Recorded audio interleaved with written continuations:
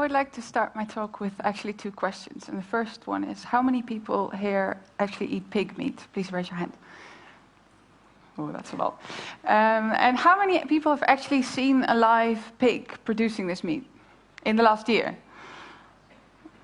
In the Netherlands, where I come from, you actually never see a pig, which is really strange, because on a population of 16 million people, we have 12 million pigs.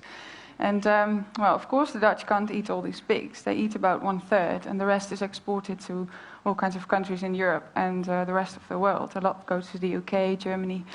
And what I was curious about, because historically the whole pig would be used up until the last bit, so nothing would be wasted. And I was curious to find out if this was actually still the case.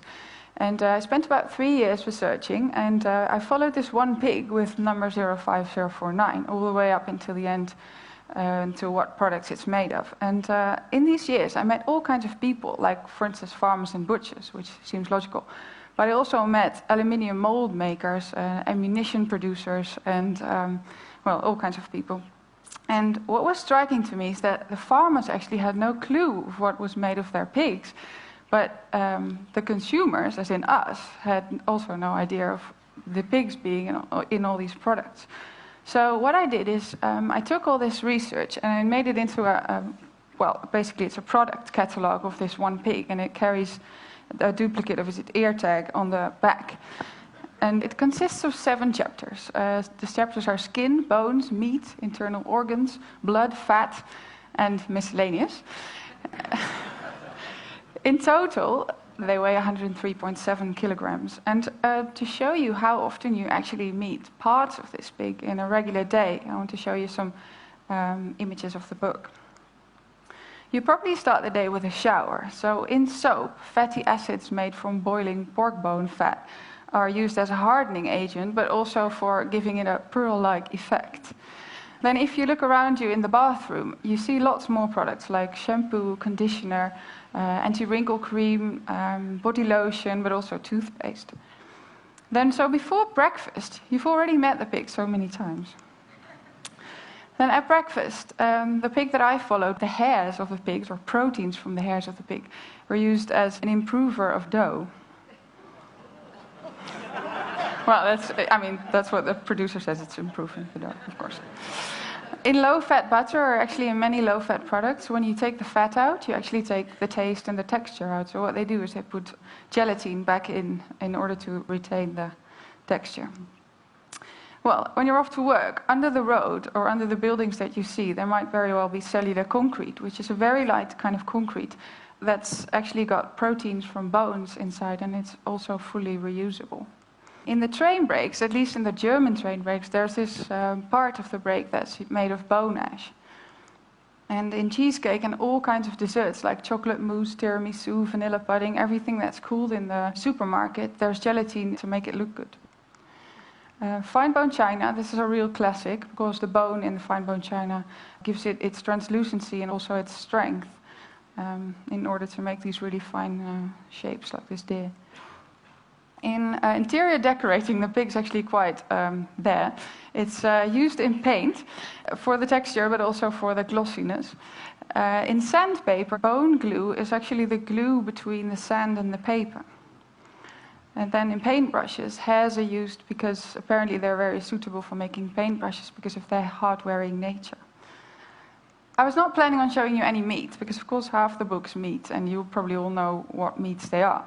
But I didn't want you to miss out on this one, because this, well, it's called portion-controlled meat cut. And this is actually sold in the frozen area of the supermarket.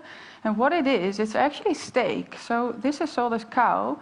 But what happens when you slaughter a cow, at least in the industrial, well, factory farming, they have all these little bits of steak left that they can't actually sell as steak. So what they do is they glue them all together with fibrin from pig blood into this really large sausage, then freeze the sausage, cut it in little slices, and sell those as steak again. And this also actually happens with tuna and scallops.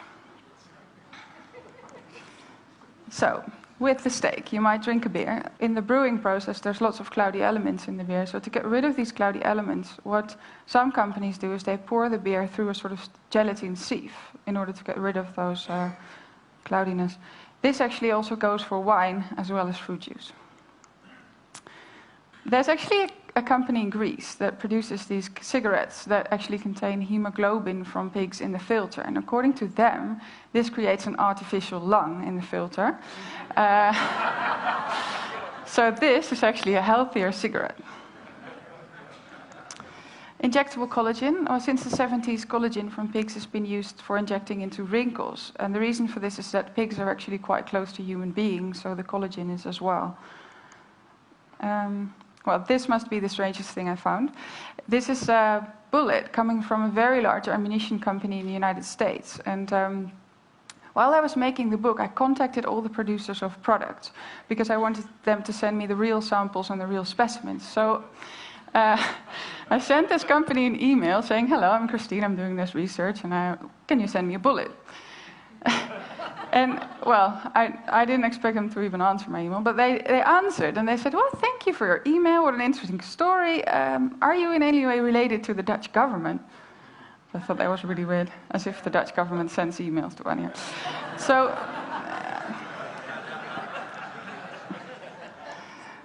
So the most beautiful thing I found, at least what I think is the most beautiful in the book, is this heart valve. It's actually a very low-tech and very high-tech product at the same time. The low-tech bit is that it's literally a pig's heart valve mounted in the high-tech bit, which is a memory metal casing. And what happens is this can be implanted into a human heart without open heart surgery. And once it's in the right spot, they remove the outer shell, and the heart valves, well, it gets this shape. And at that moment, it starts beating instantly. It's really sort of a magical moment. So this is actually a Dutch company. So I called them up and I asked, "Can I borrow a heart valve from you?" And the makers of this thing were really enthusiastic. So they were like, "Okay, we'll put it in a jar for you with formalin, or you can borrow it," and great. And then I didn't hear from them for weeks. So I called and I asked, what's going on with the heart valve? And then they said, "Well, the director of the company decided not to borrow you this heart valve because he doesn't want his product to be associated with pigs." Well, the last product from the book that I'm showing you is renewable energy, actually to show that my first question, if pigs are still used up until the last bit, was still true. Well, it is, because everything that can't be used for anything else is made into a fuel that can be used as a renewable energy source. In total, I found 185 products.